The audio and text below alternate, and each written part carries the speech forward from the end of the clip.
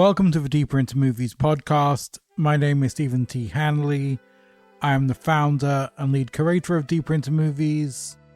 We are a pop-up cinema based in London and New York. Today on the podcast, we have writer-director Damien Leone. Damien is the creator of the hugely successful Terrifer film franchise. So if you're not familiar, he has made 3 films in the series, which is a serial killer clown called R, just massacring, murdering, stalking, killing. These are the most hardcore, ugly, extreme slasher movies I've ever seen. But here's the thing. They're so fucking successful. It's incredible. He is a real indie success story. The 3rd movie opened and it's overtaken Joker Part 2 in the box office. I love it. And if you're into extreme horror movies, check it out. It's wild. Huge fan. I don't normally do warnings, but yeah, these films are really extreme. Anyway, here is me and Damien Leone.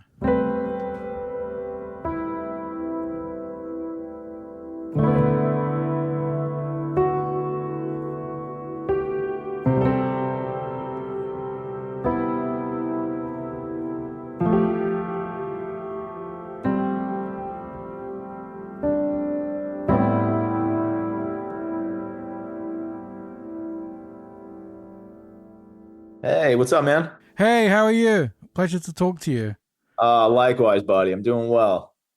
So let's start at the beginning. What kind of teenager were you? What did you grow up watching and listening to, and what had a big impact on you? And we can go way outside of the world of horror and everything. Just what kind of stuff were you into? Everything you'd expect. I say this all the time, but my mother was a huge horror fan, huge influence on me. She named me after The Omen, Damien. Wow. Oh, yeah. How did that resonate with you when you saw the movie? Oh, my gosh. I thought it was the coolest thing ever. Okay, good. Yeah. I was a very unusual child, to say the least.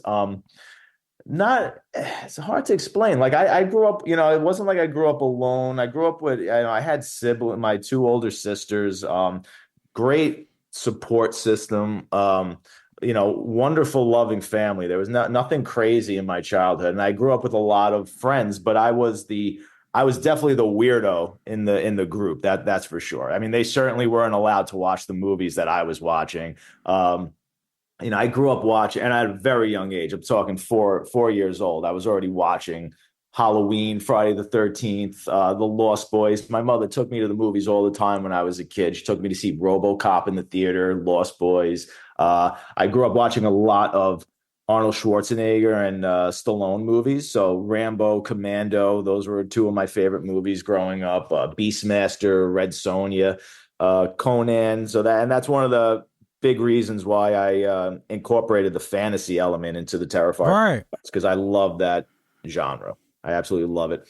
As a teenager, I was kind of like the kid from American Beauty who just walked around all the time. I had a camcorder around my neck, and I would just make short films and just all the time, constantly. I was constantly filming special effects or trying to get my friends to shoot home movies and things like that. It became an obsession around the time I was 12. It started with makeup effects because I discovered Tom Savini, makeup effects legend, when I was very young, like 8 or 9, something like that. But I didn't really start dabbling in makeup effects till I was about 12. And that was the first time I bought a starter makeup kit, bottles of fake blood, even real machetes from a horror convention they were dulled, but they were real. And they also had a semicircle cut out of them. So put them up against your neck. It looks like it's buried in your neck. And I got home and I was just, from that moment on, that was the first day of the rest of my life. That was just the light bulb moment. I wanted to do this. I wanted to make movies and make gory movies. and I've never stopped since. So I'm still doing it. Here I am.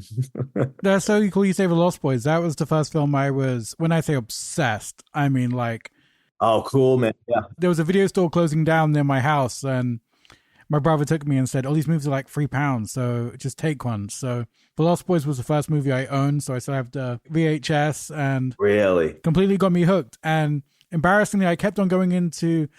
Obviously, I was a kid, so I didn't know any different. But I thought Vampires Everywhere was a real comic, and I would go to every comic book store, like, "Have you got Vampires Everywhere?" Oh, that's great. And then one guy was like, "Buddy, I'm just gonna be real with you.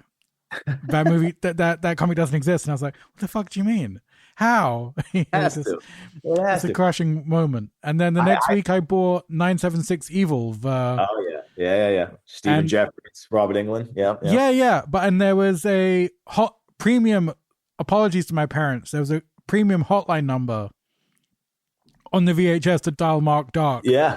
So for like every day for like a month, I was getting just this calling up for my fortune and stuff. That was a cool gig. That was a cool gimmick. And oddly enough, we're kind of doing the same thing right now with Art the Clown. Yeah, it was fantastic. My number you could call, which is insane. So how is that moment when you kind of realize that movies mean way more to me than they do to kind of everyone around me? I had the same thing with, I had movie friends, friends who were into movies, but it was just deeper and more obsessive to me than anyone else growing up. Oh yeah. It really depends on who the person is. I mean, I always had a really powerful imagination. I live in my head, and then just seeing things that are just so fantastic. Just being obsessed with things that don't exist in this world. It's one of the reasons why I gravitate toward monsters so much. I love things that are just fantastic and out of the realm of possibility. And the fact that humans can create that from their mind was just always fascinating to me. But, you can't really talk to me. There's like 5 things I could talk to you about. And it's like movies, music, food, right? It's like, other than that, I'm the least interesting person. But if you want to talk about movies, I could talk to you about movies for forever. It's just one of those things. It's like, I don't know how we're here, but if somebody programmed me, they definitely programmed me that way, because I don't have a choice. I just don't have a choice. I am obsessed with films. I would just daydream about movies. Those were my favorite things, would just be renting movies. I lived in this mom and pop video store from 4 years old. I would, it was in walking distance from my house, and I would go there all the time and rent a horror movie. And then I just remember, even like if we, drove somewhere afterwards, and just there'd be a song on that, like, say, my mother would be listening to in the car, that had nothing to do with a horror film or something, but then just daydreaming about the movie to that song. And it's one of the reasons why I love music and movies, how they live harmoniously as well. I mean, it's even the reason why in Terrifier 2, it's such a nasty, gory horror movie juxtaposed with this beautiful synthwave music. And I think even that has something to do with it.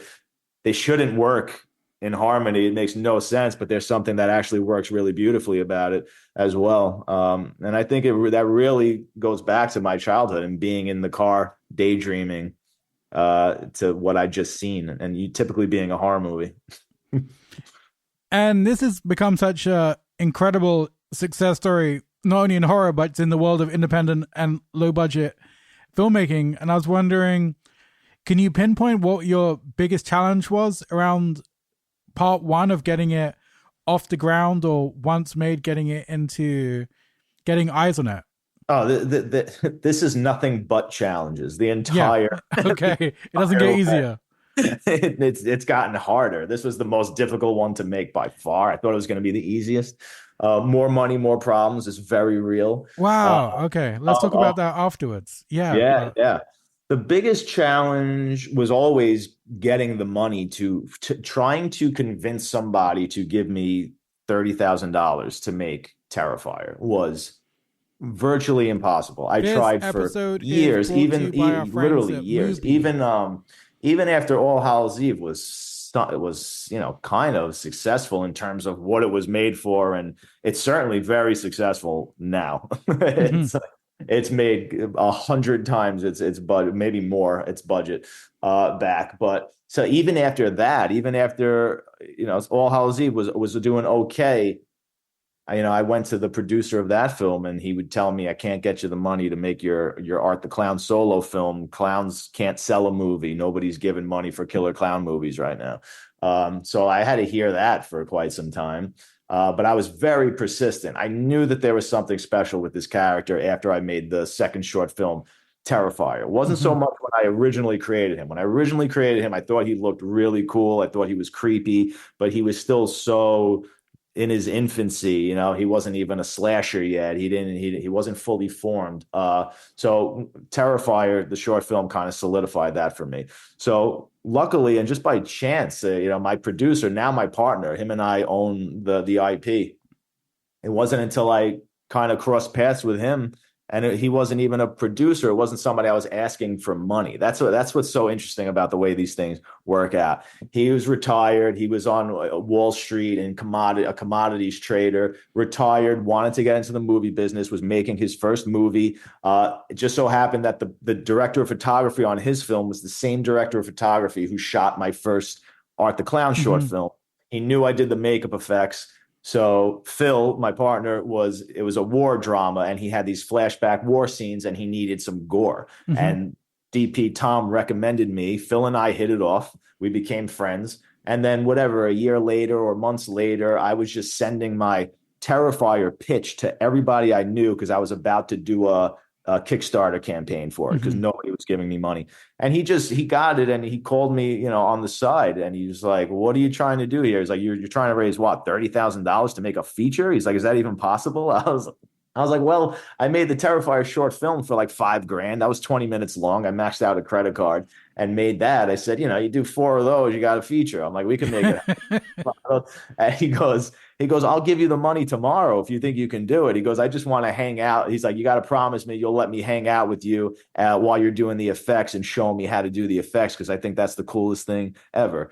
And sure enough, he gave me the money the next day, and we made it. And now the rest is history. But man, I mean, looking back now and just how it was like I may as well have been asking for $20 million, and it Yeah. was nobody wanted to give me a nickel to make that movie. But it's crazy when you look back at career moments, these happenstance or friend of a friend, or Yeah, it's beautiful, but it's also, when I look back, I'm like, fuck, this could have gone so bad, or nothing yeah, or it couldn't have come together at all for and stuff. It's sure, for wild. sure. And my favorite thing now is just we do a lot of conventions, David Howard Thornton, and I get a lot of aspiring filmmakers coming up to me and asking me for advice or telling me Hmm. how I've inspired them because I did so much Beautiful. a little. It's my favorite thing to hear. And I always tell them you have to be persistent as long as you truly believe that this is for you. Like the way I spoke about it, it's like I literally feel like I was programmed to be a filmmaker. It didn't matter. Yeah. I could end up broke on the street. And that's what I tell them. I say, it looks like Terrifier was this huge sort of overnight success, which in one way to look at it, it kind of is, but in the other way, it wasn't because I created this character in 2006 and it took forever to get here. And I tell people I was a delivery guy up until the moment I wrote Terrifier 2. I was literally wrote that movie while I was delivering flowers, making like $500 a week. And that's what I'd still be doing if it didn't, I'm finally able to make a living now making movies, but I'd still be delivering flowers and just making movies on the weekend if I had to. Doesn't matter. I don't have a choice. Yeah, that's kind of how I say it. No plan B. And I say that all the time. I'm not good. I'm not good at anything else. So this has to be my. My favorite speech, that Arnold Schwarzenegger speech, is the most perfect. That resonated with me on so many levels when I heard that. I said, couldn't articulate it better. That's exactly how I felt my entire life. Refused to get another career. I mean, of course, you got to work and you got to do odd jobs and pay the bills. But once you lock yourself into another career, I mean, it's over. I think you got to put everything into it. Yeah, his doc was so inspiring. I knew the guy was a fucking hard worker, but goddamn, it's Oh, yeah. Yeah. and so insane that twins they just took box office splits, him and Danny DeVito, and he's like, biggest payday I've ever had. Like, forget Terminator 2 or whatever, just It's insane. It's insane. Yeah. Nah, he's one of my heroes, one of my biggest inspirations. I've been obsessed with him since I'm a little kid. Commando is still one of my favorite movies of all time. I mean, so many Arnold movies, but I mean, I even pay homage to Commando and Terrifier 2 with the Sienna's suit up montage. Oh, of course. Yeah, Yeah, yeah. yeah. I clocked that. Yeah.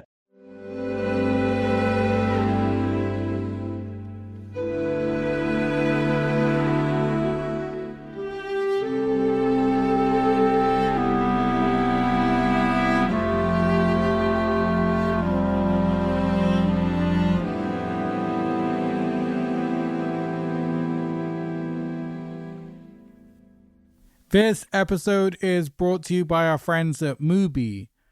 Mubi is a curated streaming platform bringing you the best in cinema. I've been a Mubi subscriber for years. I love the platform. I love the theatrical. I love the magazine.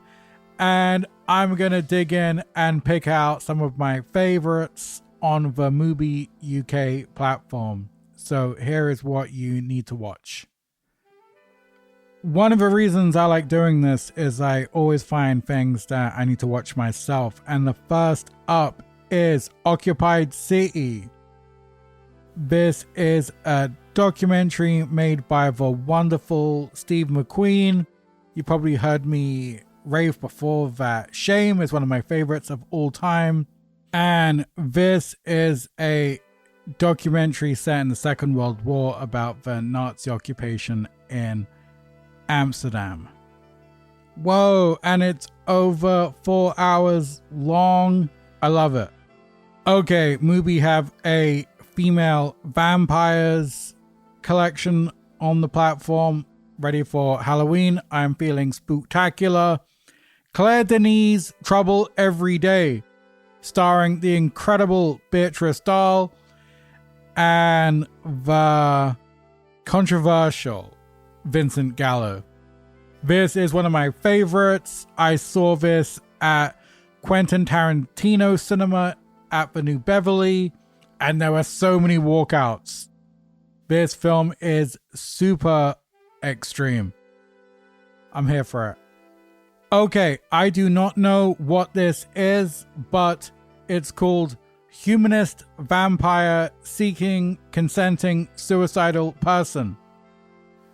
How can a movie with that name be bad? That is my 2.5 recommendation. Try that one out. Okay, number 3, Only Lovers Left Alive by the great Jim Jarmusch. This film is so cool. This is one of the coolest vampire movies ever. Wonderful soundtrack by Jim Jarmusch and his band Squirrel, and the incredible Joseph Van Wisem, who plays the lute. And fun fact, we had Joseph do a performance in London where he did a live score to the original Nosferatu. There we go. All comes back to vampires. Those are my 3.5 recommendations. So you can watch all these movies and more for free. Just go to mubi.com/deeper into movies for 30 days of Mubi for free. Watch all these movies, discover your own, and have a great time.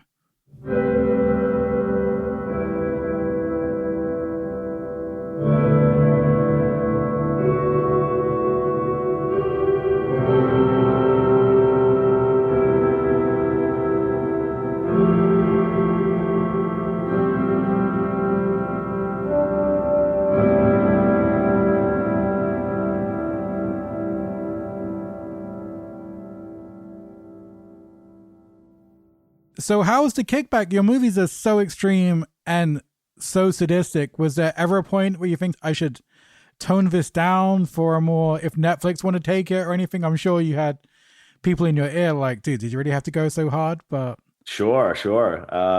That's become a staple of the franchise at this point. It's a talking point.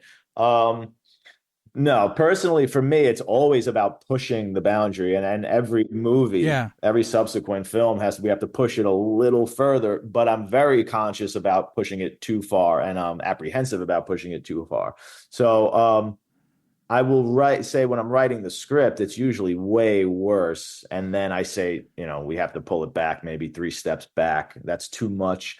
I don't want to alienate the audience. I don't want it to be too off-putting. And that's one of the reasons why I feel the levity that we start to inject into the film makes the violence a little more palatable. Because ultimately, I think you're having so much fun with the Art the Clown character where you don't leave the movie just feeling Yeah. bleak, miserable. So that's so important. I want there to be a fun, patina across this movie, so to speak, where it's not just a miserable, dark experience. Even though we really do, especially in Terrifier 3. I think Terrifier 3 might be tonally the darkest. With some of the most disturbing scenes in it, but also it probably has 2 of the most hilarious Art the Clown sequences, Mm-hmm. and it's certainly the hardest I ever laughed on set filming something with this character. And it just makes for an interesting tone that's maybe difficult to strike a balance that way. But I think we do it pretty well. No, that's right. I've come out of both movies just kind of just the way a horror movie should, just kind of a thrill roller coaster. Yeah. Not the way I remember when I go to Fright Fest every year and I saw Martyrs one year and I saw that Spanish home invasion movie Kidnapped the next year. And I kind of thought, I think I'm done with the extreme. I think I've hit my You nailed cap. it. You nailed it. And Martyrs is a masterpiece. Like to me, it's one of my favorite. I wouldn't say maybe one of my favorite. I mean, it's such an incredible movie. But I felt dark when that movie ended. I felt Truly. it was alone Yeah. in the middle of the ocean on a cloudy day, just with nothing, no land. Like I was just lost in the abyss after that. It was everything felt hopeless, and that's great if that, those movies should exist. But that's not what I want to create with these films anyway. And how was it blending in the fantastical and the supernatural elements? It's a great mix, as you mentioned, the synth kind of, the Tangerine Dream kind of 80s Yeah. score and stuff. But it's a really unusual, fresh mix that almost in some ways, in the wrong hands, it wouldn't work at all. But you've really masterfully pieced it together. I appreciate that. I mean, some people would still say it doesn't work at all. It's very Oh, it totally does.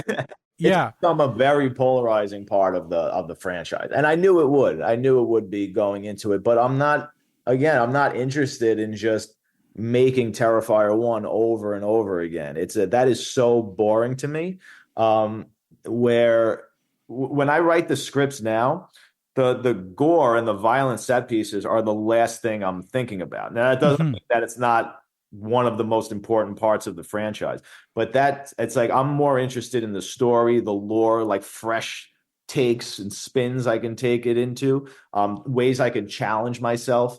Like I said, mixing genres and marrying 2 genres that don't typically go together. A slasher film and a fantasy film is not typical. So that was a personal challenge as a filmmaker, and it creates something new. At the end of the day, I want to create something new. I don't want it to be like, oh, well, that's just like every other movie that's ever come before it.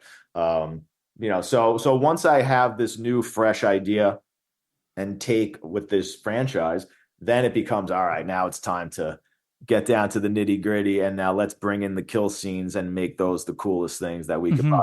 Because I always say there's a safety net that I have in my head with these films, which is don't fuck up Art the Clown.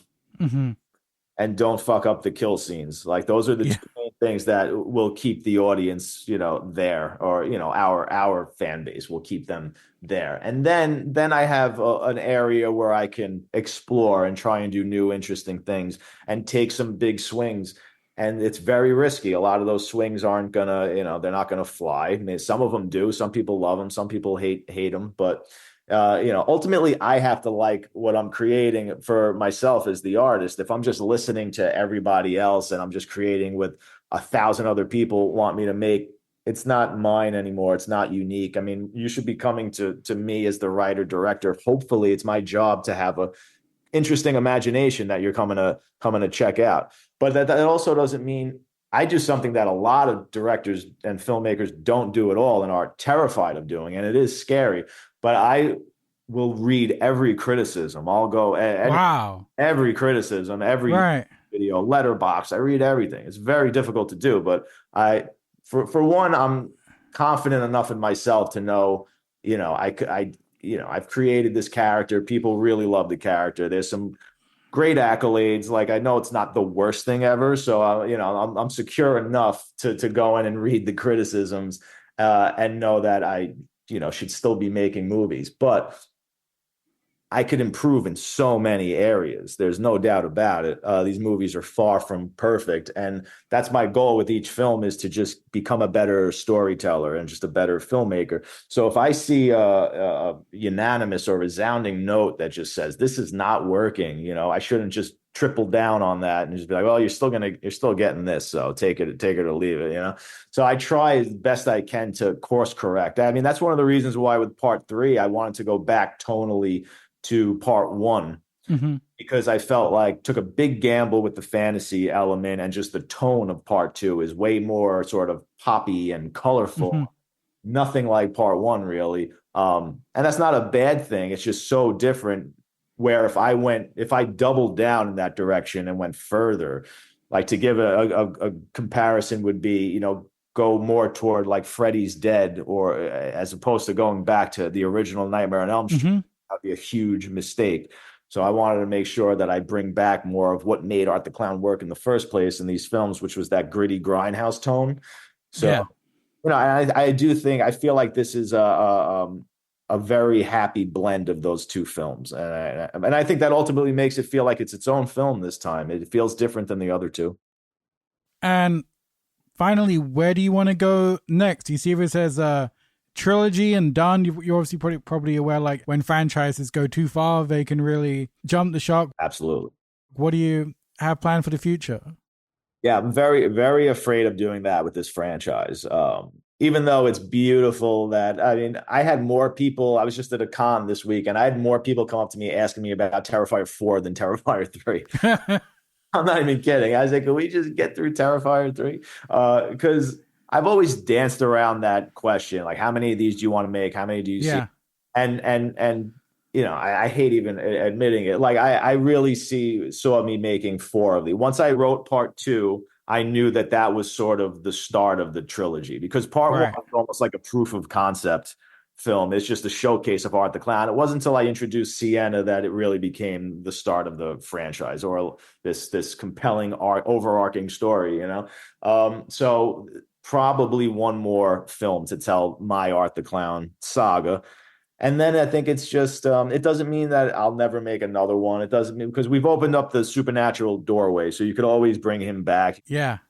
But I want it to remain fresh, and I want to get out while it's still interesting, and I don't want to just drive it into the ground and just keep repeating myself, or it gets redundant and the kills are no longer have the impact that they had, and he starts becoming a caricature or a parody of himself, and then you're just tarnishing what you've created. That is a big fear of mine. So I'm going to try not to do that, but you never know. You never know what the future holds. And I'm curious, just to wrap up, you said Martyrs messed you up. It did. What other films have really destroyed you? I started making a list before we were talking. I was just wondering what.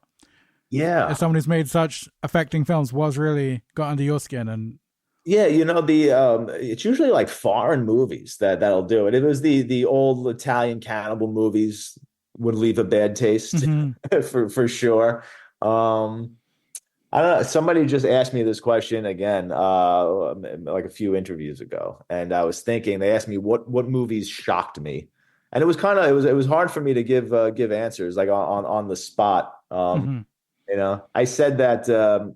Not in the way you would expect, but something that shocked me, because I'd never cried during a movie before my entire life until I saw Pan's Labyrinth, and I was 20. I thought I was older, but I just looked up when Pan's Labyrinth came out. I was probably 21. And when that main character died at the end, I actually cried. A tear rolled down my face for the first time. So that was shocking to me. But it's usually like old school. When I was very young and I watched the old school Italian cannibal movies and stuff, those really freaked me out as a kid, because you felt like you were watching snuff films almost. Literally, yeah. For sure. Did you ever see Scrapbook? No, I haven't. Oof. Yeah, that was one of those weird DVDRs that someone passed me at Oh, university and was like, this is like a zero budget torture movie of just a found footage of a guy who kidnaps a girl, tortures her for days, and it's all just found footage. And I was like, oof. so bad. Start to question your sanity. You're like, why am I watching? Who am I? Why am I watching this right now? Literally, yeah, when you just have the, why did I do this today? Why did I do it? That's when you ask yourself that, that's healthy. That's when you know you're okay. Yeah, that's always the check right there. Have you ever seen that? There was a movie too that was so low budget and it had an impact on me. It was called Found, I believe.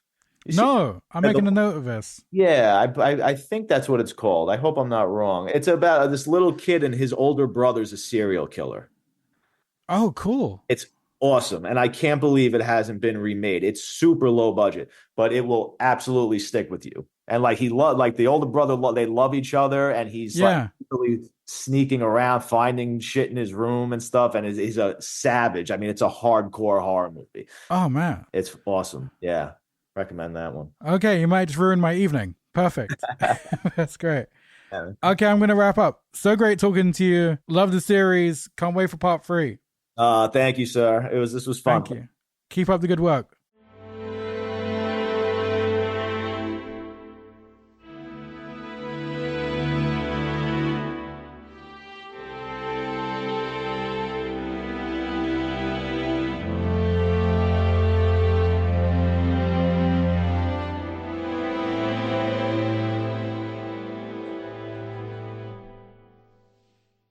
Boom.